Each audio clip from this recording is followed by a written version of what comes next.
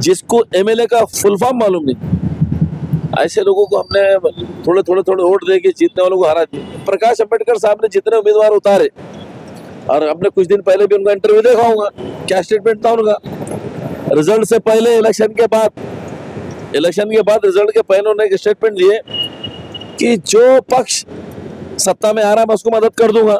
यानी कि अगर बीजेपी में आ रही तो आप उसको मदद कर रहे हैं, तो आपकी नीयत खराब थी, इसलिए आपको शून्य मिल गया। एक भी सीट चुन के नहीं आई। जो आज साइकिल लेके खड़े हो गए, उनका बोला था 80,000 वोट मेरे, 80,000 वोट मेरे, जीरो मिला जीरो। बाबा साहब अम्बेडकर के संविधान ने हमको हक दिया है, हमारा को तो डेमोक्रेसी जमहूरियत है, हम तो करिए संघर्ष करना भाई जनता के लिए संघर्ष कर, ये भी तो अधिकार है ना तेरे। संघर्ष कहीं करेंगे नहीं, आंदोलन कहीं करेंगे नहीं, लोगों की समस्या को उठाएंगे नहीं, लोगों की मूलभूत सुविधाओं के लिए लड़ेंगे नहीं, लेकिन धंधा करने को फॉर्म बराबर भर डालेंगे। इम्तियाज जलील साहब भी बीमार थे, सलाइन लगा के चल रहे थे प्रचार करने को। मैदान में उतरे तो कुश्ती लड़ो ना। और आपने तो ऐसे उम्मीदवार पिटे हुए मोहरे लाके खड़े कर दिए, सबके डिपॉजिट गायब हो गई। सद अवैसी साहब का वोट है, अकबर अवैसी साहब का, इम्तियाज जलील साहब का वोट है, और जो पक्ष छोड़ के गए शून्य हो गए, शून्य, डिपॉजिट जब्त।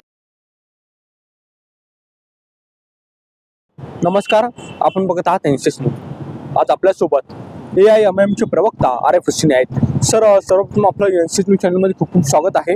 बहुत बहुत स्वागत। सर, मध्य मतदारसंघातून आणि पूर्व मतदारसंघातून MMचा पराभव झालेला आहे।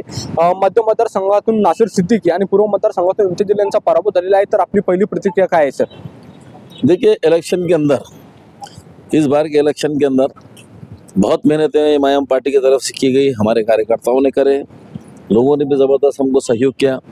लेकिन ये इलेक्शन जो हुआ, मुझे ऐसा लगता है, और जैसा दिखाई भी देता है, ये पूरा इलेक्शन धनबल के ऊपर हुआ है, मनी फैक्टर के ऊपर हुआ है। और इसके अंदर कुछ धनबल में, उसमें अब इतना वसाइल, सत्ताधारी पक्ष पूरा इलेक्शन धनबल के ऊपर लड़ा गया।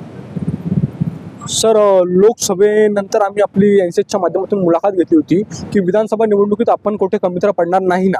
तर आपलं उत्तर होतं सर की आम्ही या निवडणुकीमध्ये कुठे कमी पडणार नाही। तर ही कमतरता कसं काय भासवली सर? नहीं, देखिए, कम हम कहीं भी नहीं पड़े। क्यों, तो आप देखेंगे कि पिछले असेंबली इलेक्शन के अंदर, पूर्व मतदार संघ के अंदर 80,000 वोट हमको मिले थे, लेकिन इस बार हमको मिले हैं 92,000। तो हम तो कम तो बढ़ी नहीं, हम तो बराबर आगे बढ़ गए। और सेंट्रल मतदार संघ के अंदर भी हमको 68 से 70,000 वोट मिले थे, लेकिन आज हम वहाँ भी 8 से 10,000 वोटों से आगे बढ़ गए।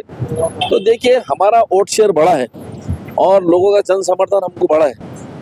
लेकिन जैसा मैंने कहा है कि ये धनबल के ऊपर, और लोगों ने मुद्दों के आधार पर इलेक्शन नहीं लड़ा। लोग आखिर में चले गए मनी फैक्टर के ऊपर और कास्ट फैक्टर के ऊपर, ऐसा हमारा मानना है। सर, MIMचा पराभव होण्याचे मुख्य कारण आपण काय समजता?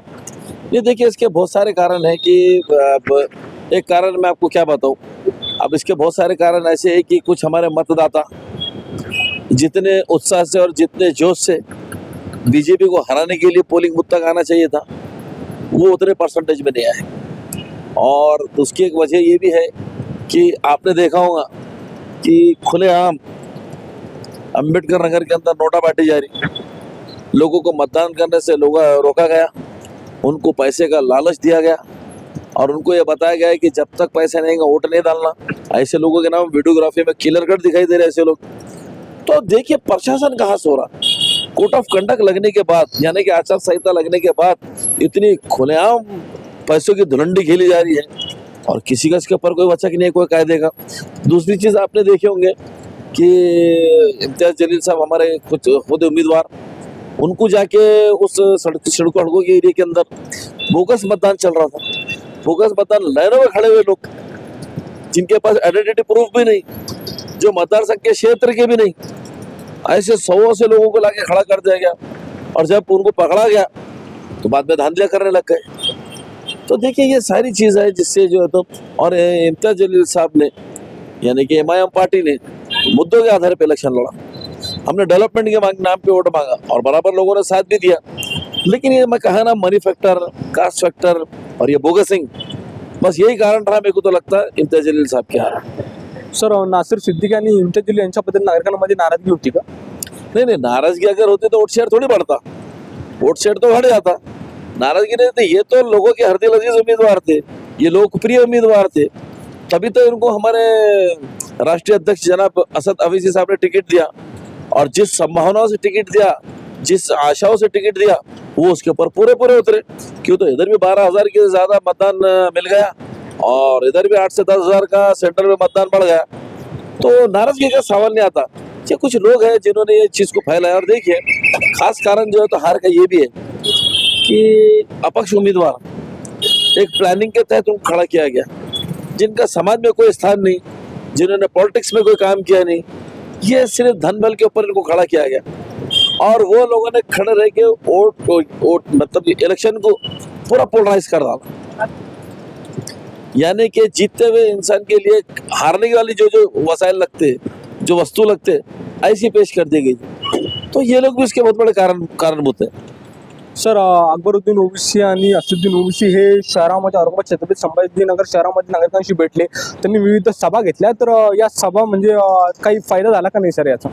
औरंगाबाद के अंदर जब आके उन्होंने सभाएं ली, जब औरंगाबाद में आके प्रचार शुरू किया, ये उसी का तो नतीजा है कि पूरा समाज इकट्ठा होकर एक साथ वोट दिया। अदर समाज ने भी आके वोट दिया और वोट शेयर हमारा बढ़ा।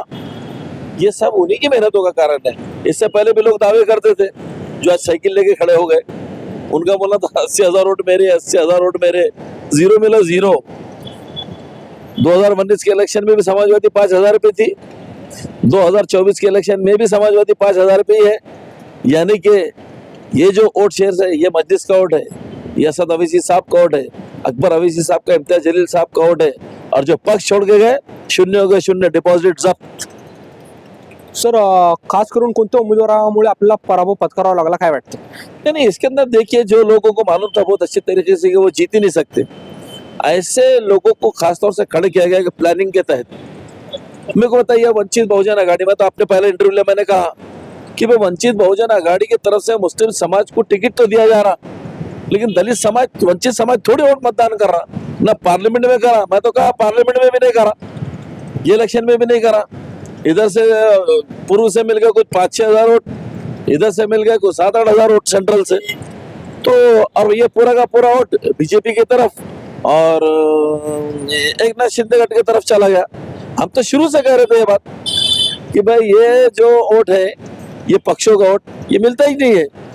आप ये तो अब सवाल ये पैदा होता है कि प्रकाश अंबेडकर साहब ने जितने उम्मीदवार उतारे, और हमने कुछ दिन पहले भी उनका इंटरव्यू देखा होगा, क्या स्टेटमेंट था उनका रिजल्ट से पहले, इलेक्शन के बाद रिजल्ट के पहले उन्होंने एक स्टेटमेंट दिए कि जो पक्ष सत्ता में आ रहा है मैं उसको मदद कर दूंगा। यानी कि अगर बीजेपी में आ रही तो आप उसको मदद कर रहे, तो आपकी नीयत खराब थी, इसलिए आपको शून्य मिल गया, एक भी सीट चुन के नहीं आई। और इन्होंने जितनी सीटें खड़े करे, चाहे वो फारूक शाह को खड़े करे बोलो, या इधर से पूर्व से खड़े करे या मध्य से खड़े करे, सिर्फ मुस्लिम समाज की जो जीतने वाली सीटें थी उनको गिराने का धंधा करे और बीजेपी को जिताने का धंधा करे। ये कारोबार किए गए जो खुला दिख रहा है जमीनी स्तर पर। सर म्हणजे आपलं म्हणणं आहे की वंचित बहुजन आघाडीचे प्रकाश आंबेडकर यांनी एमआयएमच्या उमेदवारांना पाडण्यासाठी स्थिती उभा केली होती। मैं तो बता रहा हूँ ना आपको, मतदान कहाँ मिला उनको, क्यों टिकट दे रहे?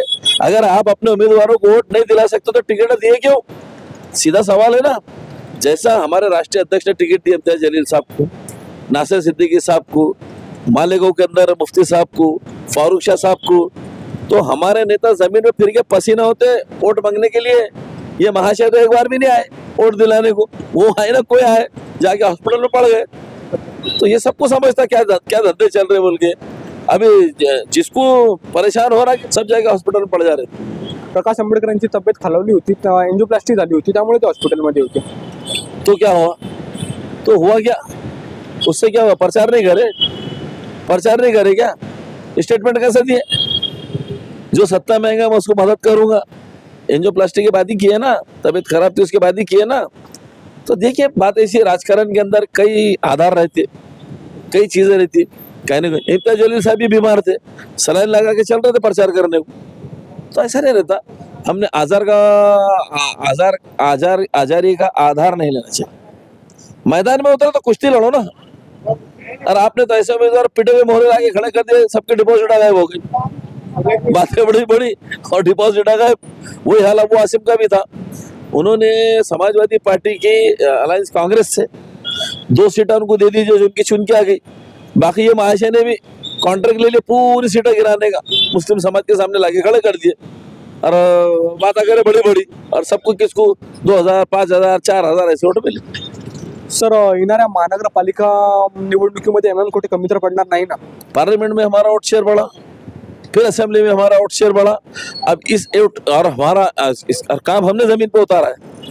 आप देखेंगे कि ओल्ड सिटी के अंदर सबसे ज्यादा काम अगर किस लिए है तो मजलिस के कारपोरेटर ने ही काम किया है, यानी कि एमआईएम के कारपोरेटर ने काम किया है। और फिर हमारा महानगर पालिका के इलेक्शन है, फिर वोट शेयर बढ़ने वाला है। तो अभी ये जो इधर हमको मिल गया 1 लाख के लगभग, इधर मिल गया 1 लाख के लगभग वोट, पश्चिम में मिल गए हमको 50 से 55 हजार का मतदान हुआ वहां पर भी।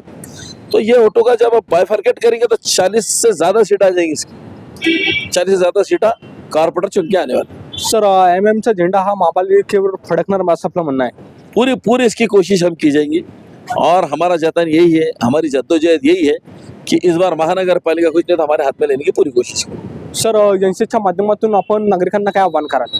नहीं देखिए, नागरिकों से मेरा यही आह्वान है कि जब जब भी मतदान ये इलेक्शन का टाइम आता है और ये जो साजिश के तहत लोगों को खड़े कर दिया जाता है, आप वोट देते टाइम इतना तो आपको देखना पड़ेगा कि जिसका समाज में कोई स्थान नहीं, जिसका राजकारण में कोई स्थान नहीं, मतलब जिसने कभी कोई समाज में काम नहीं किया, जिसने राजकारण में काम नहीं किया, जिसको कार्य प्रणाली मालूम नहीं, जिसको एमएलए का फुल फॉर्म मालूम नहीं, ऐसे लोगों को हमने थोड़े वोट दे के जीतने वालों को हरा दिया।